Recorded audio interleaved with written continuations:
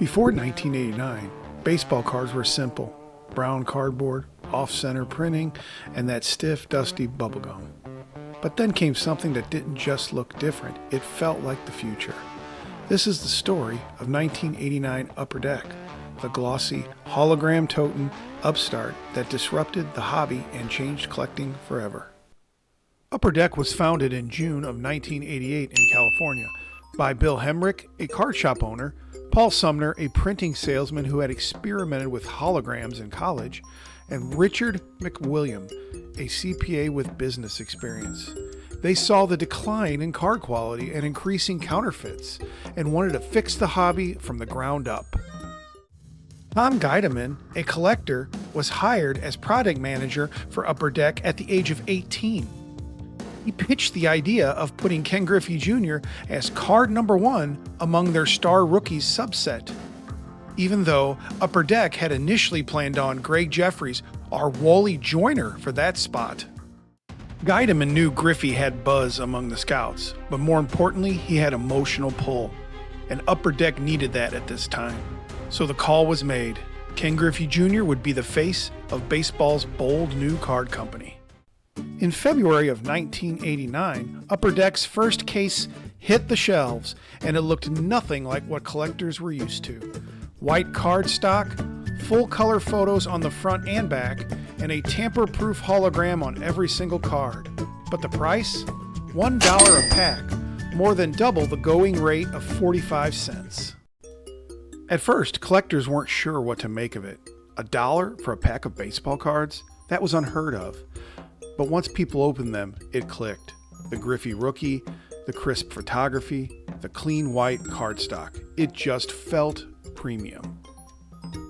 In an early issue of Beckett Baseball Card Monthly, a columnist called it the sharpest set the hobby's ever seen. Collectors were writing into hobby newsletters saying things like, "This makes the other companies look like amateurs." Hobby shops couldn't keep the Upper Deck in stock. Some stores were limiting customers to just a few packs at a time. And the Griffey card? It was being called by some the Jordan rookie of the baseball card era. And what were the other card companies' reactions to Upper Deck? The other companies saw what was happening. They couldn't really ignore it. Fleer, Donruss, Topps, they all scrambled to catch up. In 1991, you had Topps' release of Stadium Club, a full bleed photo and glossy finish with a premium feel. Fleer launched Fleer Ultra.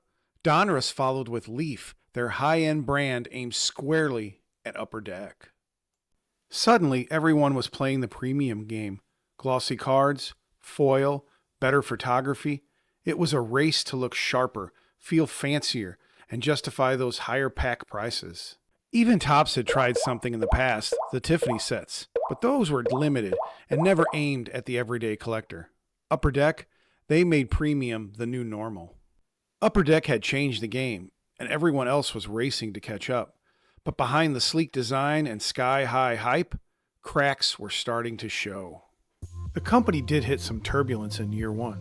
For starters, there were complaints about centering and printing flaws, especially on that prized Griffey rookie. Some collectors noticed wild variations in quality, and pulling a gem from a pack was far from guaranteed. Then there were the whispers that Upper Deck had kept printing Series 1 cases long after launch, just to keep feeding the Griffey mania. Some believe the company was quietly adding number 1 back into shipments to keep demands high. At the time, Upper Deck denied it, but the rumors stuck, and that wasn't the only red flag. Early counterfeiters caught on fast. The silver hologram meant to stop fakes wasn't perfect.